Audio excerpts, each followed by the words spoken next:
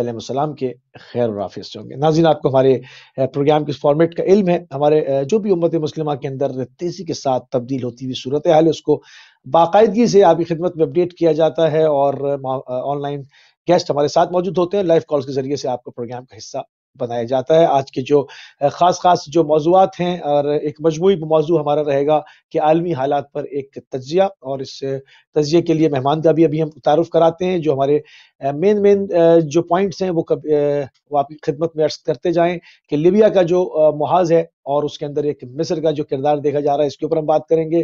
حالانکہ یہ دونوں اخوان ملک ترکی اور مصر جو ہیں، نظریاتی طور پر یہ اخوان المسلمون کے حامی ملک ہیں اور بڑی فوجیں رکھتے ہیں، طاقتور ملک ہیں، مگر عبد الفتاح السیسی کے فوجی کو کے بعد مصر جو ہے وہ ترکی کے سامنے جو ہے وہ مسلحانہ قیام کرنے کو ہے، اور اس کی پارلیمنٹ نے منظوری بھی دے دی کہ لیبیا کے اندر وہ ترکی کو اپنے مسل دکھائے گا۔ اس تمام چیزوں کے اوپر بات کریں گے کہ اس کے پیچھے کون ہے، اور ایک نئی جنگ کو کون ہوا دے رہا ہے، اور یہ کون سے دو بلاکس ہیں جو آپس میں ٹکرا رہے ہیں۔ مصر کے اندر اسلامی یادگاروں کی وسیع پیمانے کے اوپر تباہی کی جا رہی ہے۔ جو نشان پرانے اسلامی یادگاریں ہیں، جن کو دیکھ کر صدر اسلام یاد آ جاتا ہے، ان کو مٹایا جا رہا ہے، ان کو بلڈوز کیا جا رہا ہے بڑے پیمانے کے اوپر۔ اور اسرائیل سے وابستہ 1000-1500 سال پرانے جو قبرستان ہیں، ان کے ایک اسلام مخالفین کے اس زمانے میں، ان کو جو ہے وہ اثر نو تعمیر کر کے یہ کس کی خدمت کی جا رہی ہے، کس کو خوش کیا جا رہا ہے، اس کے اوپر ہم بات کریں گے۔ عراقی صدر کا دورہ تہران ہے، وہاں پر ان کو جو ہے وہ ڈاکٹر حسن روحانی صاحب نے ان کو ریسیو کیا، اور رہبر انقلاب سے ان کی ملاقات ہوئی، جس کے اندر رہبر انقلاب نے ایک مرتبہ پھر جناب سلیمانی کی شہادت کے اوپر امریکہ کو ایک اور چوٹ مارنے کا اندیا دیا کہ کاری ضرب وارد کی جائے گی۔ اب اس کا وقت اور جو ہے وہ محل وقوع کیا ہوگا، ان تمام چیزوں کے اوپر بات کریں گے۔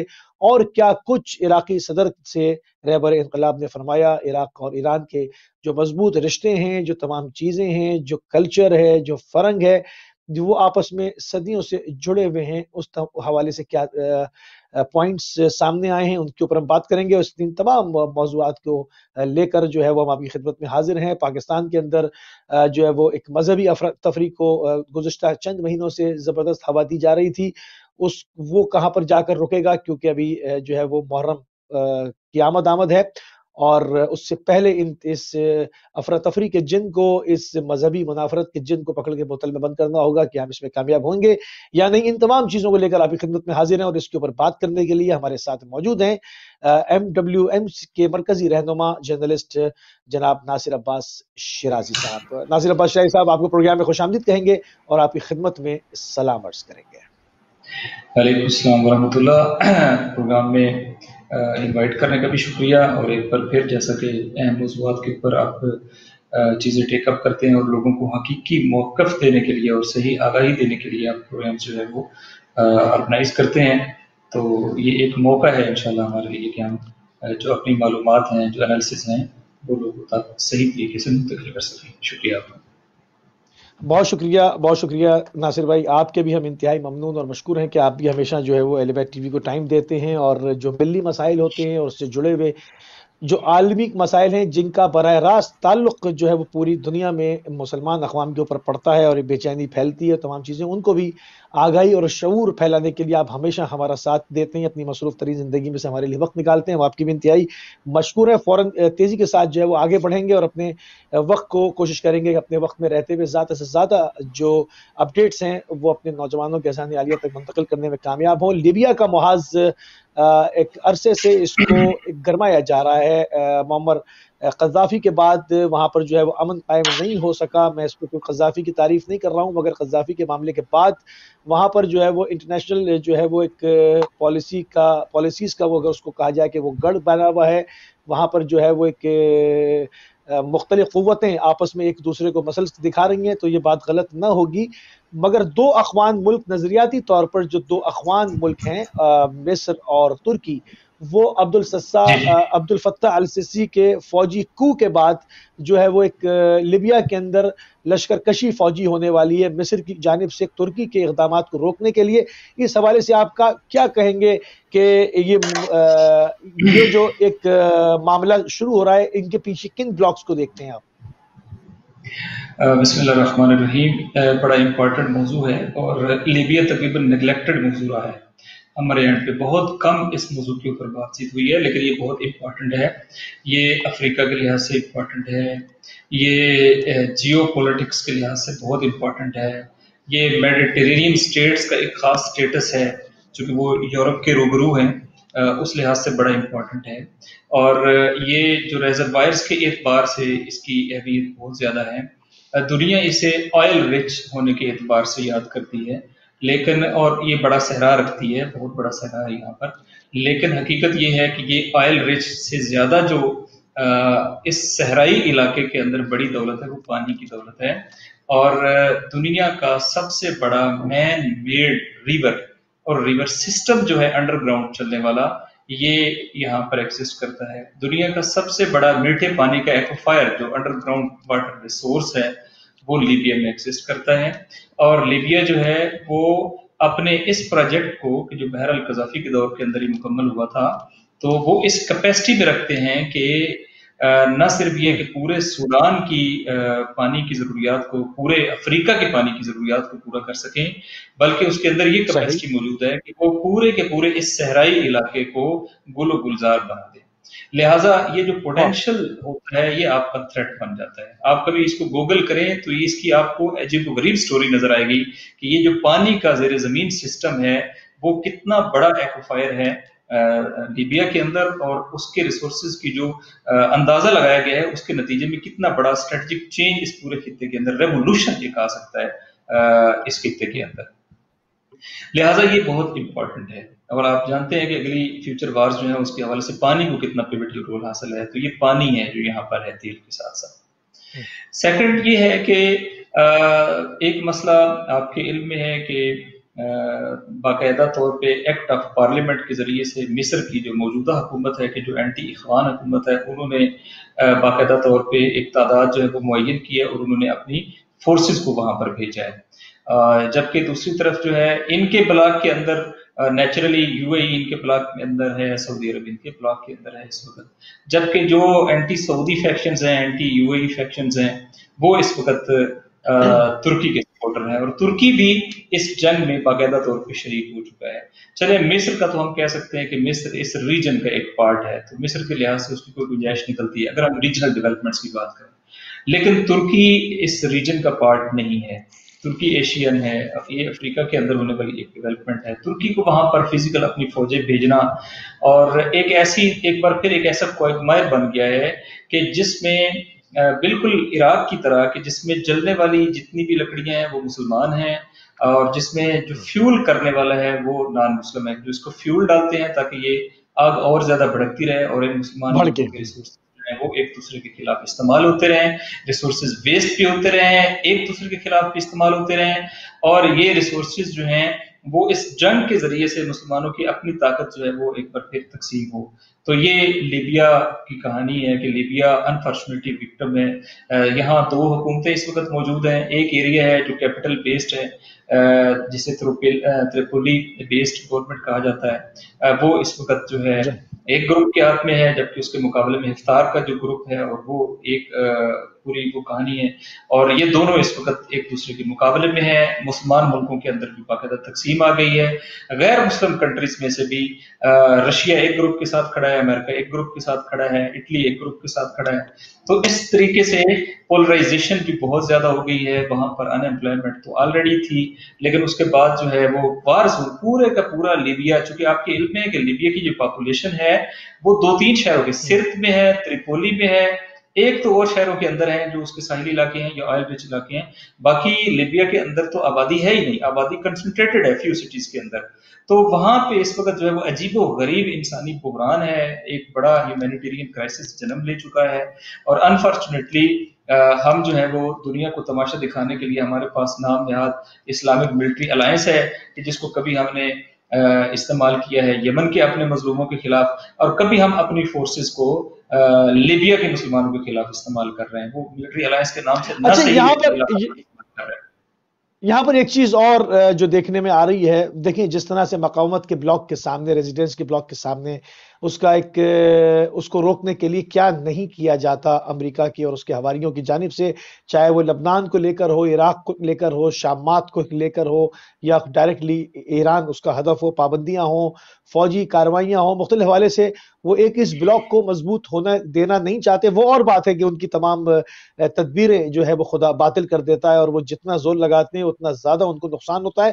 مگر اس کے علاوہ جو دوسرا بلاک ہے جس کے اندر اخوان المسلمون کے کچھ حامی ممالک ہیں اور سعودیہ کے حامی ممالک ہیں، بہرحال یہ تمام جتنی بھی ریاستیں ہیں یہاں پر بسنے والے لوگ مسلمان ہیں، حکمرانوں کا مذہب کچھ بھی ہو، ان کے عزائم کچھ بھی ہوں، مگر اگر تباہی ہوتی ہے تو مسلمان سرزمینیں ہی کہلائیں گی، خون بہنے والا مسلمان خون ہی کہلائے گا۔ تو یہاں پر جو بڑے بڑے ملک ہیں جیسے ترکی ہو گیا، مصر ہو گیا، ان کی جو عظیم افواج کہلاتی ہیں، نمبر کے بھی اعتبار سے، ریسورسز کے بھی اعتبار سے، ان کو آپس میں ٹکرا کے جو کمزور کیا جا رہا ہے، اس کا بینیفیشری کون ہے اور اس کا جو ہے اس کا ڈائریکٹلی کس کو فائدہ پہنچ رہا ہے؟ دیکھیں، آپ نے یہ امپورٹنٹ بات کی ہے۔ آپ ذرا غور کریں کہ اسلامی ممالک میں جن ممالک کے پاس نسبتاً اچھی فوج ہے ان میں ایران شمار ہوتا ہے، ترکی شمار ہوتا ہے، پاکستان شمار ہوتا ہے، اور اس کے بعد جو ہے وہ تھوڑا کبھی مصر کی بہت بڑی تھی لیکن اب مصر جو ہے وہ نسبتاً ویک اس کی ملٹری کاؤنٹ ہوتی ہے، اور پھر آپ یہ دیکھیں کہ عراق کا نام آتا ہے۔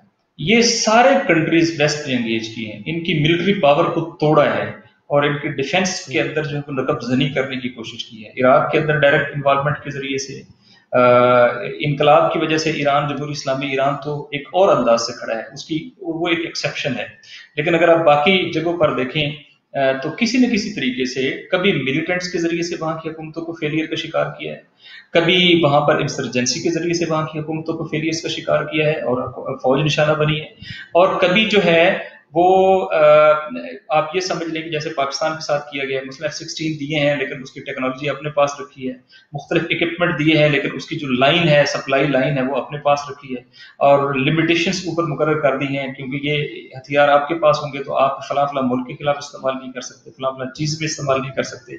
یوں اس طریقے سے کر کے انہوں نے ان کو کوشش کی ہے کہ ان کو ویک کریں، حکومتوں کو بھی ویک کریں، اور بالخصوص جو ملٹریز ہیں ان کو بھی ویک کریں۔ اور پھر یہ ہے کہ جو اسرائیل کے گرد جتنے ممالک ہیں ان کی پالیسی رہی ہے کہ ان کی جو فوجیں ہیں وہ کمزور ہوں، کیونکہ ان کی فوجیں جب پاورفل ہوگی تو وہ اسرائیل کے مقابلے میں بھی ایک تھریٹ ڈیولپ ہو سکتی ہیں۔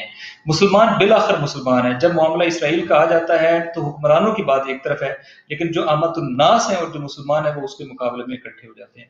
تو اس میں تو کوئی دوسری رائے نہیں ہے۔ آپ ذرا تصور کریں، اگر میڈیٹرینین کے ایک کنارے پہ ایک ایسا کنٹری ہو جس کے پاس تیل بھی ہو اور جس کے پاس پانی بھی ہو، اور جو اپنے ملک کو سب سے بڑا ایگریکلچر کنٹری بھی بنا سکتا ہو، اور جو اپنے ملک میں تیل کے ذریعے سے اس کو ایک بڑی امپائر کی صورت میں بھی ڈیولپ کر سکتا ہو، جس کے پاس چھوٹی لمیٹڈ پاپولیشن ہو، وہ اپنی پاپولیشن کو بھی سیٹسفائی رکھ سکتا ہو، اور وہ نزدیک کے افریقی ممالک جو قحط زدہ ہیں اور جو مشکلات کا شکار ہیں ان کو بھی امپلائمنٹ پرووائڈ کر سکتا ہو۔ ایک ایسا ملک کہ جو میڈیٹرینین کے کنارے پر بیٹھا ہے، جس کی ڈائریکٹ سامنے یورپ کے ساتھ ٹریڈ ہوگی، اٹلی کے ساتھ ٹریڈ ہوگی، اور جو یورپ کی اس ٹریڈ کے نتیجے میں ڈائریکٹ بینیفیشری ہوگا۔ ایسا ملک اگر ڈیولپ ہوتا ہے تو وہ کس کے مقابلے میں ہے اور کس کے بینیفٹ میں ہے؟ یقیناً وہ امت مسلمہ کے بینیفٹ میں ہے۔ لہٰذا سب سے پہلے انہوں نے جو قذافی کو عالم اسلام میں بالخصوص انقلاب اسلامی کے لوگوں نے کہا کہ ان لوگوں پہ اعتبار نہ کرو، ہمارے ساتھ اگر تمہارا کوئی گرج ہے تو کسی اور ذریعے سے نکالو، ہمارے مقابلے میں ان عالم کفر کے ان سرکردہ رہنماؤں کے ہاتھوں میں نہ کھیلو۔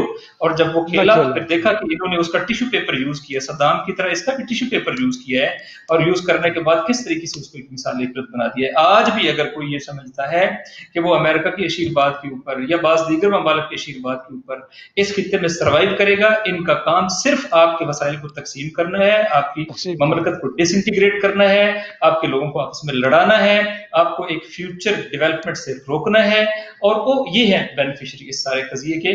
لہٰذا یہ ہمیشہ اس میں تیل ڈالیں گے، ان کا جو خرچہ ہوگا نا یہاں پہ بھی اس کا ہدف ہوگا تیل ڈالنا، تاکہ آپ اور فلیئر اپ کریں، تاکہ اور زیادہ اس کی اور بڑھ کے اور زیادہ یہ لوگ جو اس کا نشانہ اور بھی مصر کے اندر جو اسلامی یادگاروں کو منہدم کیا جا رہا ہے، دنیا اس طرف توجہ نہیں دے رہی ہے. ہماری جو نیوز ایجنسیز ہیں اہل بیت علیہ السلام کے ماننے والوں سے اس سے جو ملق ہیں، انہوں نے اس کو بریک کیا ہے اور اس کے اوپر جو ہے وہ بات کرنی شروع کی ہے. مصر کے اندر احتجاج ہو رہا ہے، افریقہ میں اس کی زیادہ تر جو ہے وہ خبر ہے اندر وہاں پر ایک شدت پائی جاتی ہے، مگر جس طرح سے مسلم دنیا نے ان تمام چیزوں کو ٹیک اپ کرنا تھا، ان کا میڈیا جو ہے وہ اس کے اوپر اس حوالے سے نظر نہیں آتا، کیونکہ اس کے اوپر بھی مغربی جو ہے وہ چھاپ ہے اور امریکی جو ہے وہ انفلوئنس نظر آتا ہے. جو خالصتاً اسلامک ایشوز ہیں، جو ایشوز ہیں، ان کو نان ایشوز کر دیا جاتا ہے، اور جو نان ایشوز ہیں ان کو بہت بڑا چڑھا کر ہر ممالک کے لیے خاص ایجنڈا ہے اور ان کا میڈیا اس کو فالو اپ کر رہا ہوتا ہے. تو یہاں پر جو مصر کے اندر جو اسلامی آثاروں کی تباہی ہو رہی ہے، بڑے پیمانے پر بڑی تیزی کے ساتھ وسیع پیمانے پر اسلامی آثار منہدم کیے جا رہے ہیں، اور دشمنان اسلام کے جو پرانے کھنڈر قبرستان ہیں ان کو سر نو تعمیر کیا جا رہا ہے. معاملات کیا ہیں، کس کو خوش کیا جا رہا ہے، کس کے کہنے پر ہو رہا ہے؟ دیکھیں یہ امپارٹنٹ مسئلہ ہے. اگر آپ لارجر لیول کے اوپر عالم کفر کی اسٹریٹجی کو دیکھیں تو ان کی اسٹریٹجی یہ رہی ہے کہ امت مسلمہ سے اس کی ہسٹوریکل لیگیسی جو ہے وہ چھیننی ہے، اور ان کی جو وہ شخصیات ہیں جن کو یہ لوگ آئیڈیلائز کرتے ہیں، اور اس کے نتیجے میں ان کے یہاں ایک خاص طرح کی ہارمنی پیدا ہوتی ہے، ان کو آپ نے نشانہ بنانا ہے. اس کے لیے جو آئیڈیالوجی، معذرت کے ساتھ جو آئیڈیالوجی اس کے لیے ان کا اعلی کار بنی، جس کے حوالے سے کانگریس کے اندر، امریکن کانگریس کے اندر باقاعدہ طور پہ یہ کہا بھی ہیلری کلنٹن نے، وہ وہابیت کی آئیڈیالوجی بنی. اس کے تحت ایک خاص طرح کا تکفیری مائنڈ سیٹ ڈیولپ کیا گیا. اس تکفیری مائنڈ سیٹ نے سب سے پہلے خود سعودی عرب کے اندر مقدس مقامات جو ہیں ان کو مسمار کیا، اور امت مسلمہ اس حوالے سے اس طرح کا رد عمل نہیں دے سکی.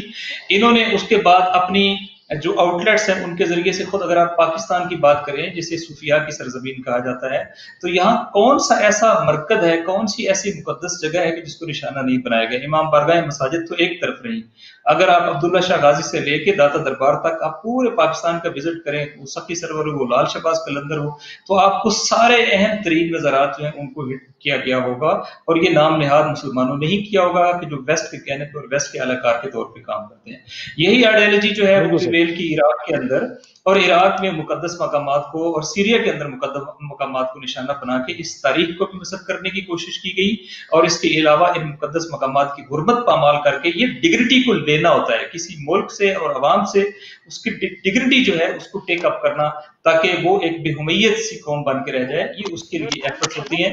وہ وہاں پہ بھی ناکامی کے شکار ہوئے ہیں، اور ابھی مصر کے اندر یقیناً چونکہ یہ فاطمی خلافت کا ایک مرکز رہا ہے مصر.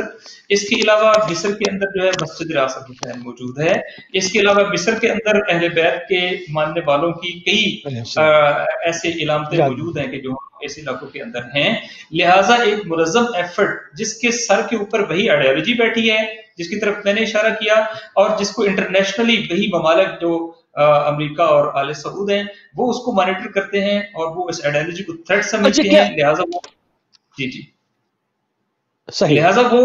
لہٰذا وہ یہ کام اگر وہ کریں گے نا تو کوئی کرنے نہیں دے گا. لہٰذا وہ نام نہاد مسلمانوں سے ان امور کو انجام دلواتے ہیں، اور یہ سب سے خطرناک ہے کہ ان کے اہداف کو حاصل کرنے کے لیے بظاہر جن کے ٹائٹل مسلمان ہوتا ہے وہ سامنے آتے ہیں، اور وہ اپنے طور پہ ایک اسلام کا ہی نعرہ لگاتے ہوئے ان مقدس مقامات کی حرمت کو پامال کرتے ہیں. ظاہر ہے اس کی اسلام میں اجازت نہیں ہے، اور یہ مسلمانوں سے ان کی غیرت اور حمیت اور ان کی علامتیں، ان کی شناخت، اس کو ڈیٹوریٹ کرنا، اس کو تباہ کرنا، اس کو شٹر کرنے کے لیے یہ ویسٹ کا ایک اسٹریٹجک ایجنڈا ہے جسے لوگ اس طریقے سے کنسیڈر نہیں کرتے، لیکن اس کے پیچھے ایک پورا ویژن ہے اور پلان ہے، اور اس پلان کے اوپر امپلیمنٹ کرنے کے لیے آل سعود اور آل سعود کی جو آئیڈیالوجی ہے وہ اس ریجن کے اندر، اس پوری دنیا کے اندر جو ہے وہ ایکٹیو ہے. آپ اندازہ کریں نا، حرم کا باقی نہیں. ناصر ایک کالر ہمارے ساتھ ہیں، کالر کو بھی شامل کرتے ہیں. السلام علیکم ورحمۃ اللہ. السلام علیکم موسی بھائی، آپ کو ناصر بھائی کا بہت بہت سلام. احمد بول رہا ہوں. ایک تو معذرت کہ میں ابھی پروگراموں میں شامل نہیں ہوتا کیونکہ میں 6 بجے ڈیوٹی پہ چلا جاتا ہوں، نائٹ ڈیوٹیاں آج کل میری. میں فرائیڈے کو ہو سکتا ہوں، کل دیکھوں گا اگر پرسوں اگر شامل ہو کر پروگرام میں. یہ زبردست ٹاپک آپ نے رکھا ہے، لیکن عالمی حالات ہیں ہمارے جو ماشاء اللہ مسلمانوں میں آپ دیکھ لیں ابھی ترکی ہے تو وہ تھوڑا سا ڈٹ کر بات کرتا ہے. باقی سارے جو ہیں اندر سے یہ سارے ملے ہوتے ہیں اور وہاں سے فیصلے آتے ہیں جو باہر کے ملکوں سے جو ان کا سب سے بڑا حریف جو بنتا ہے بعد میں وہ پیچھا دکھا دیتا ہے اور نکل جاتا ہے پیچھے سے.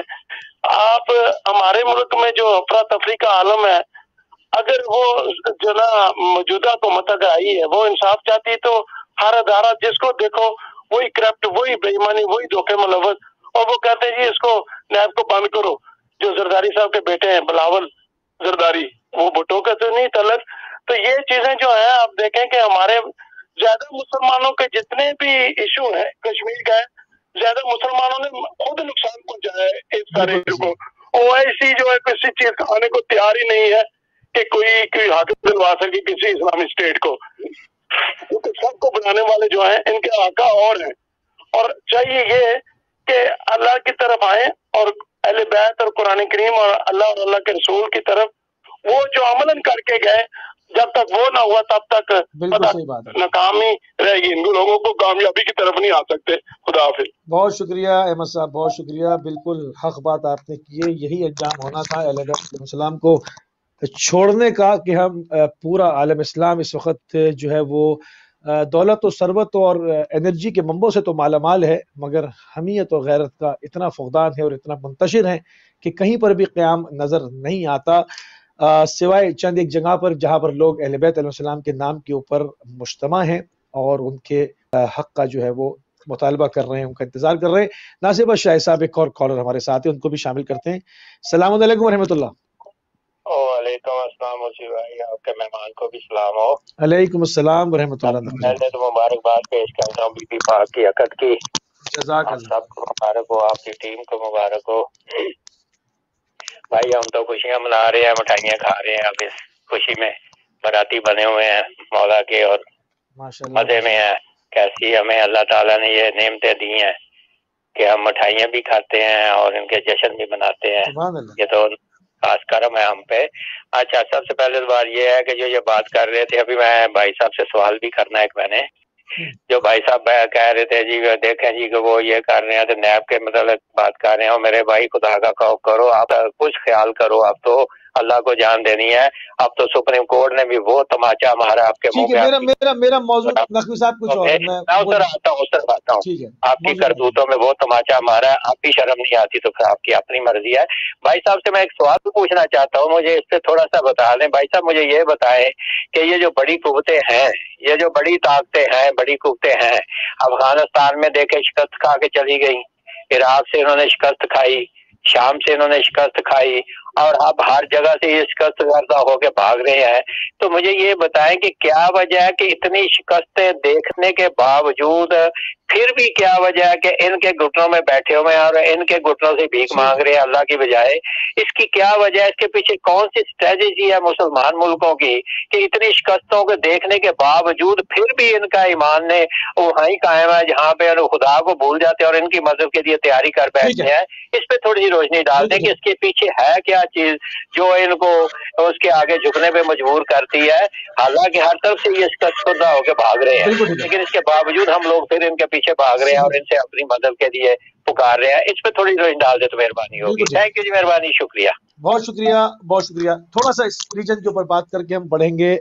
جو مصطفیٰ الکاظمی کا دورہ ہے اس کی طرف کوئی ناصر اشرائی صاحب, ابھی نقوی صاحب نے بھی بات کی, اس سے پہلے احمد صاحب نے بھی کہا, جس میں انہوں نے کہا کہ ترکی ڈٹ کے کھڑا ہوا ہے. ترکی کہاں ڈٹ کے کھڑا ہوا ہے؟ کون سا ایگریمنٹ ہے اس کا جو اس نے سعودی ریاست کے ساتھ جو ہے وہ جب فریڈم فرنٹیلا پہ فائرنگ ہوئی تھی 2010 جون کے اندر, اور سینئر پاکستانی صحافی اس میں جو ہے وہ وہاں پر ہوسٹیج بھی تھے اور بڑا ایک ہنگامہ ہوا تھا. اس وقت طیب اردگان نے, میں ذرا میموری ریفریش کرنے کے لیے چیزیں پوائنٹس جو میرے ذہن میں آ رہے ہیں میں بیان کر رہا ہوں, کہ اس وقت طیب اردگان نے کہا تھا کہ ہم تمام کانٹریکٹ کینسل کرنے جا رہے ہیں, ہم یہ کرنے جا رہے ہیں, وہ کرنے جا رہے ہیں.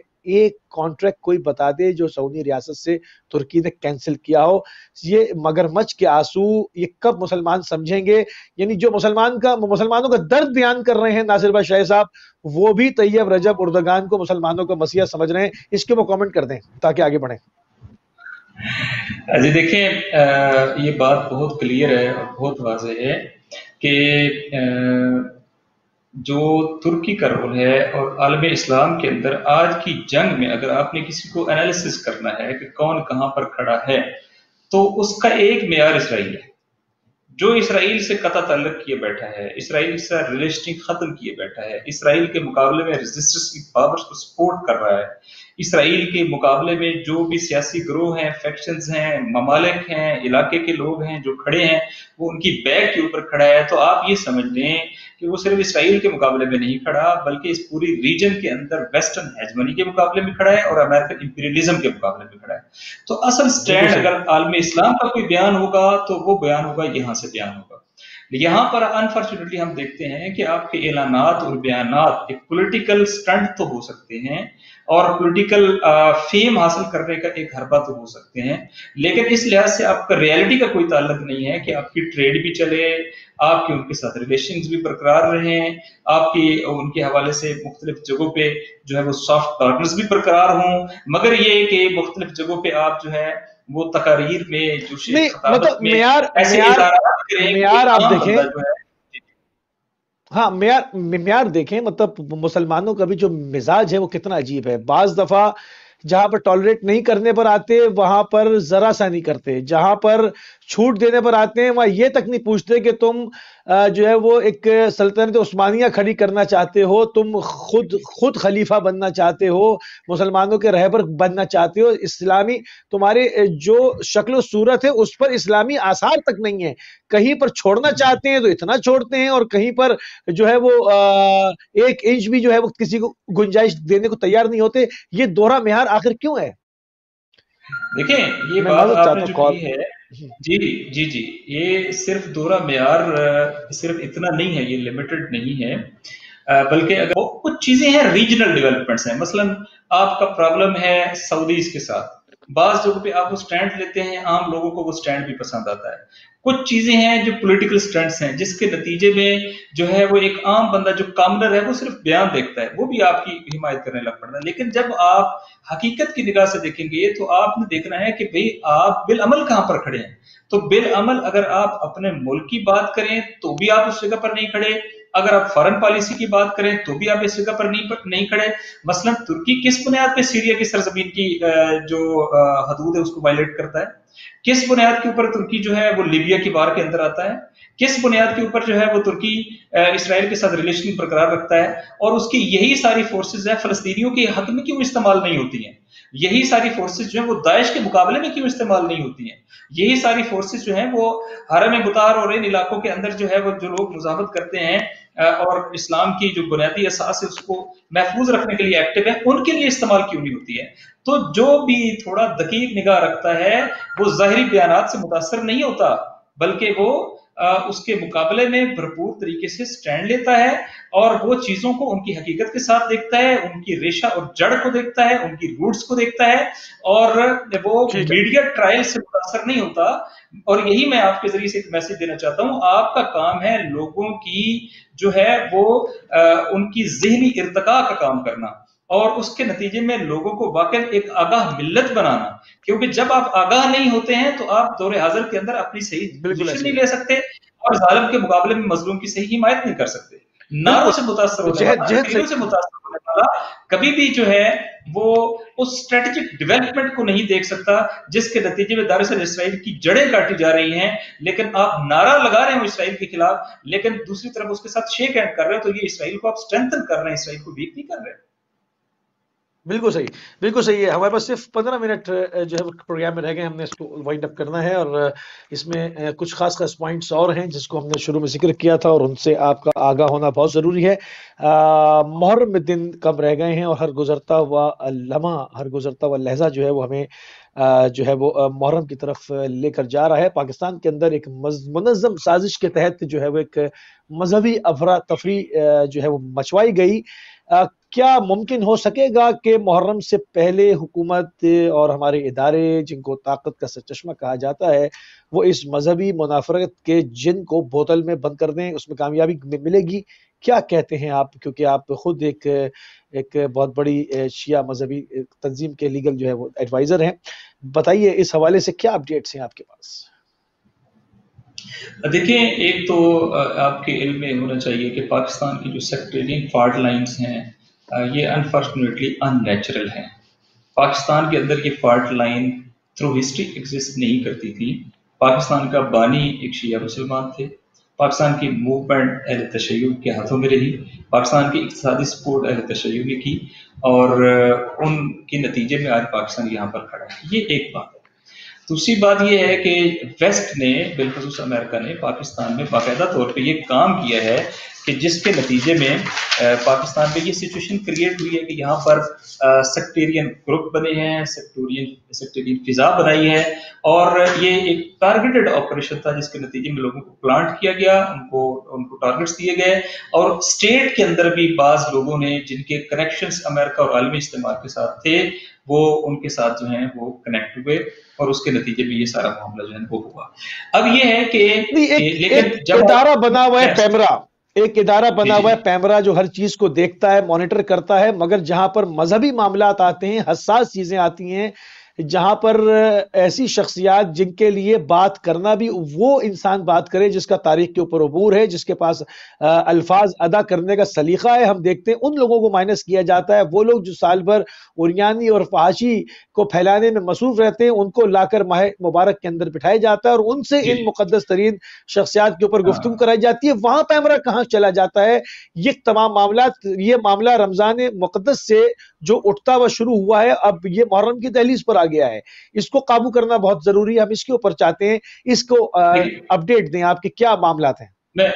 میں اصل میں جو ایک خلاصہ بیان کرنا چاہ رہا تھا تو اس میں اس نتیجے پہ آ جاتا کہ ایک تو یہ سیکٹیرین لائنز بنائی گئی، اس کے پیچھے عربی پائپ لائنز ہیں، اس پیچھے آل سعود ہیں، اس کے پیچھے جو ہیں وہ تمام گروہ ہیں کہ جو پاکستان کو سیکٹیرین لائن پہ تقسیم کرنا چاہتے ہیں. پھر مکتب اہل بیت نے پاکستان کے حوالے سے جو رول پلے کیا اور اس سے جو تھریٹنگ فیل کرتے ہیں وہ گروہ بھی پھر میدان کے اندر آ گئے، اور ایک کنٹینیوس ایفرٹ ہے، کنسسٹنسی ہے اس کے اندر کہ کس طریقے سے ہم نے ان کو ڈیمورلائز رکھنا ہے، کس طریقے سے ہم نے ان کے اجتماعات کو نشانہ بنانا ہے، کس طریقے سے ہم نے ان کے پولیٹیکل اسٹرانگ ہولڈ ایریاز کو نشانہ بنانا ہے، اور جیوگرافیکل اسٹرانگ ہولڈ ایریا کو نشانہ بنانا ہے، اور آئیڈیالوجیکل اسٹرانگ ہولڈ ایریاز کو نشانہ بنانا ہے. لہٰذا آپ دیکھتے ہیں کہ پاکستان کی سرزمین پہ آپ کے اہم ترین اسٹریٹجک لوکیشنز پر جو آپ کی ایگزسٹنس ہے اس کے رستے بند کیے جاتے ہیں. 4.5 سال پارا چنار بند رہتا ہے، کئی سال جو ہے وہ ہزارہ جات بند رہتے ہیں، کئی سال گلگت بلتستان کے رستے بند رہتے ہیں، اور بڑے اوکیجنل ان کو کھولا جاتا ہے. اسی طرح ہم دیکھتے ہیں کہ آپ کے مائنڈز جو ہیں ان کو شہید کیا جاتا ہے، آپ کی عبادت گاہوں کو نشانہ بنایا جاتا ہے، آپ کے مراسم کو نشانہ، عبادات کو نشانہ بنایا جاتا ہے، عزاداری سید الشہداء کو نشانہ بنایا جاتا ہے. پھر آپ دیکھتے ہیں اسٹیٹ لیول کے اوپر بھی ایک کام یہ ہوتا ہے کہ وہ قانون جو ملیٹنٹس کی بلایا گیا تھا اس قانون کے مطابق شیڈول 4 میں ملیٹنٹس کو ڈالنا ہوتا ہے، لیکن پالیسی آف بیلنس کے تحت آپ کے لوگوں کو ڈالا دیتا ہے، اور جو جینون سن آف دا سائل ہیں ان کو تو محدود کر دیا جاتا ہے، اور ان کی تو آپ ایگزسٹنس جو ہے اس کو گنجائش نہیں دیتے. لیکن دوسری طرف کئی عنوانات سے کہیں ملیٹنٹس کو سٹریم لائن کی پالیسی کے تحت، کہیں جو ہے وہ اسٹیٹ کے ساتھ مختلف کنیکشنز کی پالیسی کے تحت دہشت گرد گروہوں کو سپورٹ کیا جاتا ہے، ان کے لیے جگہ بنائی جاتی ہے، اور ان کو اسٹیٹ کے اندر بھی اسپانسر کیا جاتا ہے، ان کو سٹریم لائن کرنے کے نام پہ فیسلٹیشن پرووائڈ کی جاتی ہیں، اور اس کے نتیجے میں ان کو امپاور کیا جاتا ہے. اور اگلے مرحلے میں ہوتا یہ ہے کہ پھر جو حقیقی جو اہل تشیع کے اندر بھی جو حقیقی نمائندے ہوتے ہیں، آپ چاہتے ہیں کہ وہ نمائندگی نہ کر سکے، میڈیا میں وہ نہ آ سکیں، سٹیج کے اوپر وہ نہ آئیں. اپنی میں ویکنس کو بھی قبول کرتا ہوں کہ شاید ہم نے بھی اس طریقے سے اپنے سٹیج کو محفوظ رکھنے کا کام نہیں کیا جس کے نتیجے میں بہت سارے وہ لوگ جو کیپیبل نہیں تھے وہ سٹیج کے اوپر آ گئے. تو پاکستان میں تو ایسا ماحول ہے، ایک بندے نے میٹر کیا ہے اور وہ آگے سب سے بڑا جو ہے وہ پولیٹیکل اینالسٹ پر بھی کھڑا ہو جاتا ہے. یہ انفارچونیٹ پاکستان کے اندر چونکہ چیزوں کی اسٹینڈرڈائزیشن ہے نہیں، لیکن بعض جگہوں پہ لوگوں کو باقاعدہ فلٹر کیا جاتا ہے، انفلٹریٹ کیا جاتا ہے تاکہ یہ لوگ اس کے اندر پینیٹریٹ کریں اور اس کے ذریعے سے جو حقیقی چہرہ ہے اسلام کا وہ نہ دکھایا جا سکے، جو حقیقی چہرہ مکتب اہل بیت کا وہ نہ دکھایا جا سکے، بلکہ ایک ایسا چہرہ دکھائے کہ جس کے نتیجے میں اس کو ڈیفیم کرنا اور اس کے خلاف نفرت کی فضا بنانا جب وہ آسان ہو جائے. تو یہ ایک آپ کہہ لیں کہ ملٹی ڈائمینشنل وار ہے جو پاکستان کی سرزمین پر ہمارے خلاف لانچ کی گئی ہے. یہ سائیکولوجیکل وارفیئر ہے، ہم ان تمام جہتوں کے اوپر جو ہے وہ لڑ رہے ہیں. ابھی کووڈ کے لحاظ سے باقاعدہ کی پلان تھا کہ سب سے زیادہ جس کو افیکٹ کیا، آپ کے بازار کھلے رہے، آپ کی مارکیٹ کھلی رہے، آپ کے آفسز کھلے رہے، آپ کے تمام آپریشنز چلتے رہے، لیکن جس کو بند ہونا چاہیے وہ عزاداری سید الشہداء کو بند ہونا چاہیے، چونکہ یہ مراسم ہے. بالکل ایسے ابھی جو میٹنگ ہوئی ہے پریزیڈنٹ کے ساتھ ہم نے واضح طور پہ علامہ راجہ ناصر عباس صاحب نے کہا یہ مراسم نہیں ہے، یہ رسومات نہیں ہے، یہ عین عبادت ہے، یہ ہمارے دین کا حصہ ہے، اس کو دین کے طور پہ یہ ہماری دینی ذمہ داری ہے، زیارات ہوں یا عزاداری ہو، یہ ہماری دینی ذمہ داری ہے۔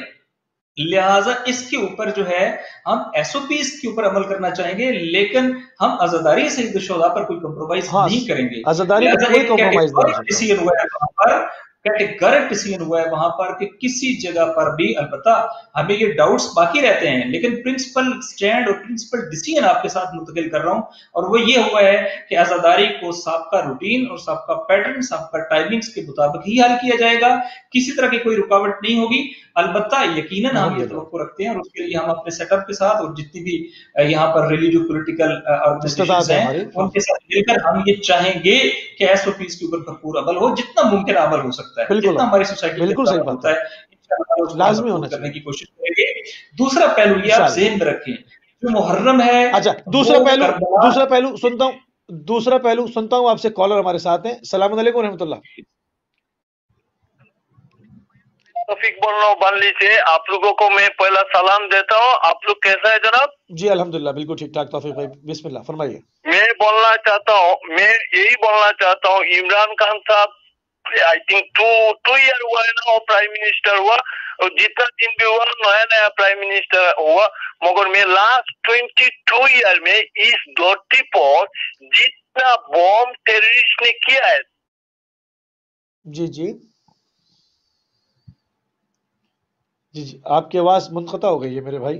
بھی ہے یہ چوری ہے ہمارا جو پاکستان اسلامک کنٹری ہے، ابھی آرگنائزیشن آف اسلامک کاؤنسل جو ہے نا اس کا ہیڈ نے بولے گا کہ اسلام کو مار رہا ہے، ویسٹ نے امریکہ نے مار رہا ہے اسلام کو، برٹین نے مار رہا ہے اسلام کو۔ ٹھیک ہے میرے بھائی آپ کے پوائنٹ آ گئے، میں شامل کرتا ہوں، ٹائم کم ہے۔ تو ہم وار کرے گا ویسٹ تو ساتھ۔ بالکل یہ جو القاعدہ طالبان جتنا بھی ٹیررسٹ گروپ ہے نا پاکستان میں اور افغانستان میں اور عراق میں سیریا میں، اس کا سول فنش ہوئے گا وداؤٹ اینی کویکشن۔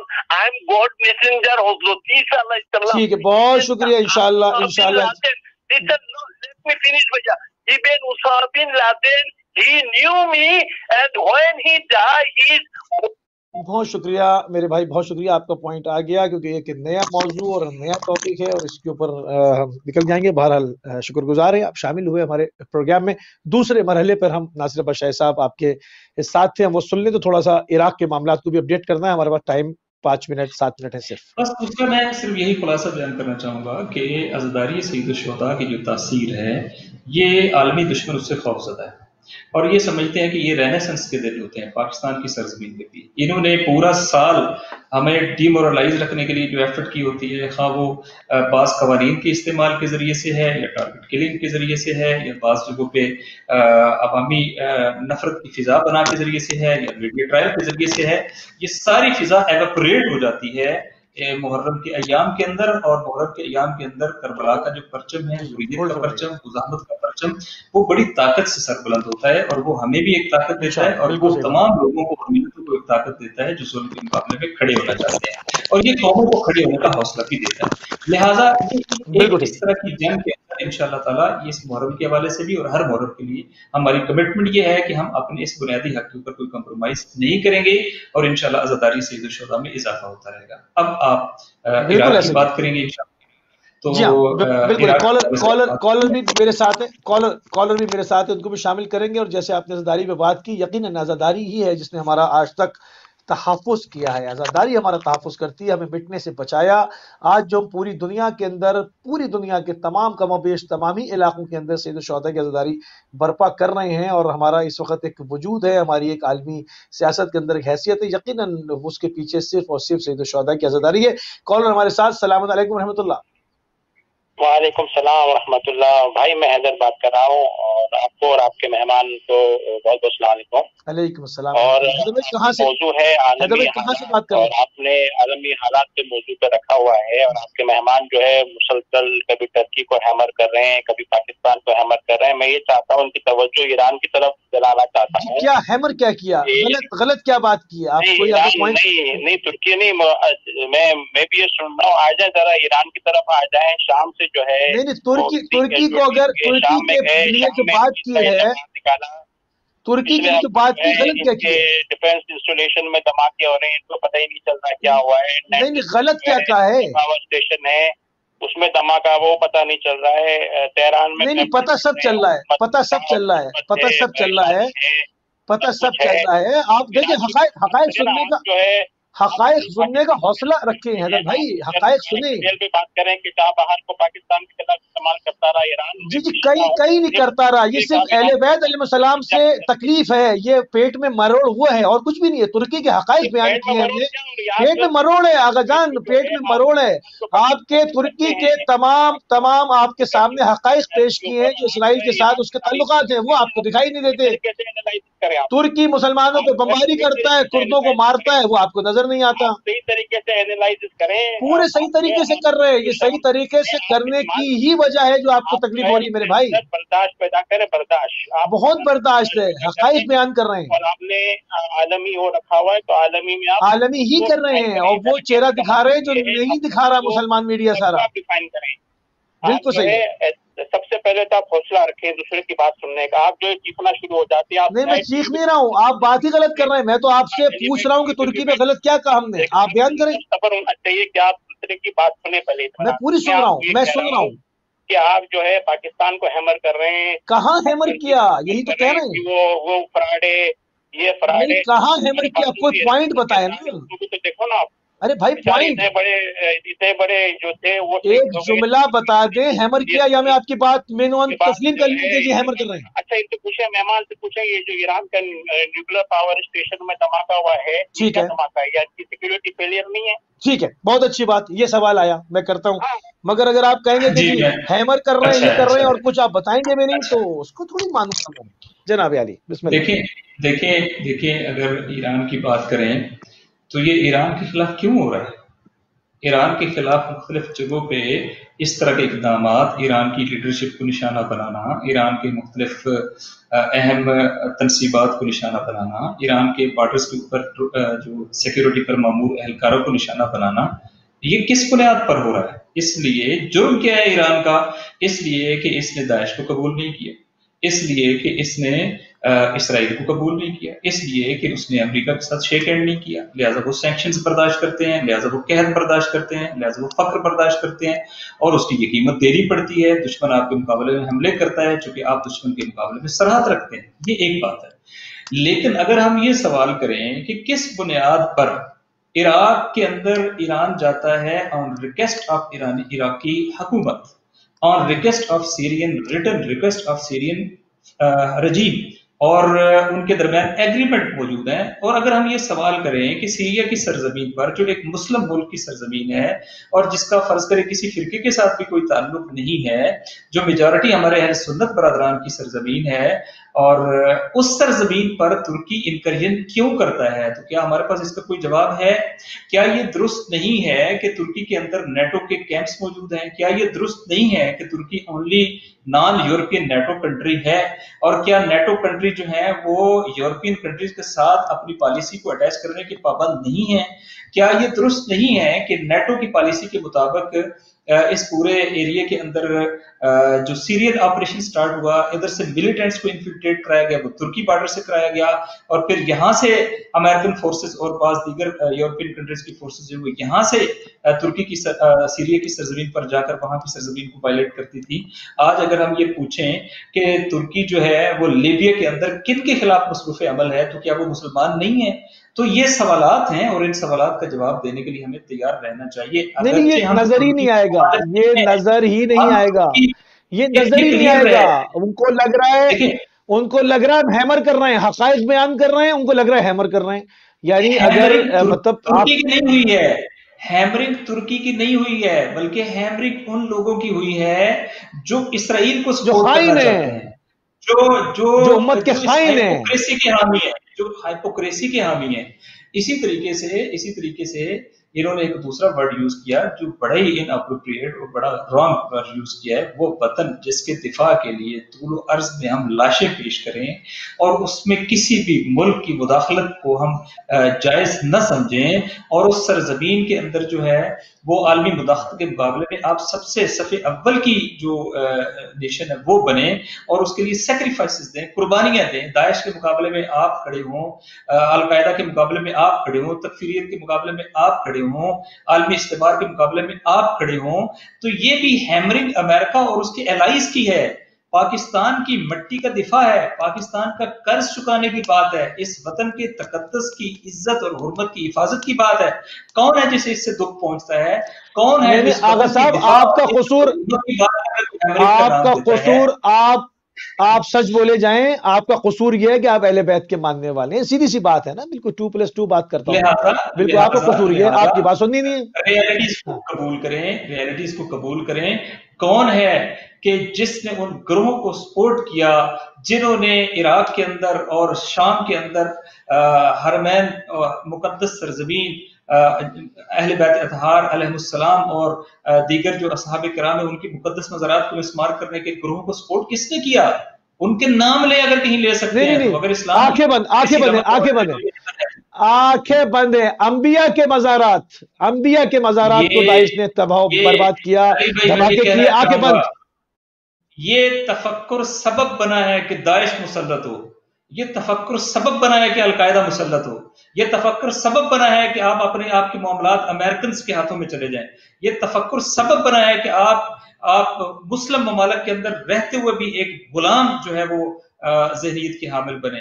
اگر یہ تفکر نہ ہوتا آپ ظلم کے مقابلے میں کھڑے ہوتے، آپ مظلوم کی حمایت کرتے، آپ ظالم سے نفرت کا اظہار کرتے، آپ اس کو معیار قرار دیتے ہوئے کہتے کہ ہاں آؤ دیکھو اس ظلم کے مقابلے میں کون کھڑا ہے، بالعمل کون کھڑا ہے، ظالم کے مقابلے میں بالعمل کون کھڑا ہے، تو آپ کو پتا چلے گا دنیا میں ایک ملک ہے۔ میں پاکستان کے پاسپورٹ پر فخر کا اظہار کرتا ہوں کہ اس کے پاسپورٹ کے اوپر لکھا ہوا ہے کہ یہ پاسپورٹ اسرائیل کے لیے کارآمد نہیں ہے، پاکستان اپنی آئیڈیالوجی کی بنیاد پہ اسرائیل کو ایک ملک تسلیم نہیں کرتا ہے۔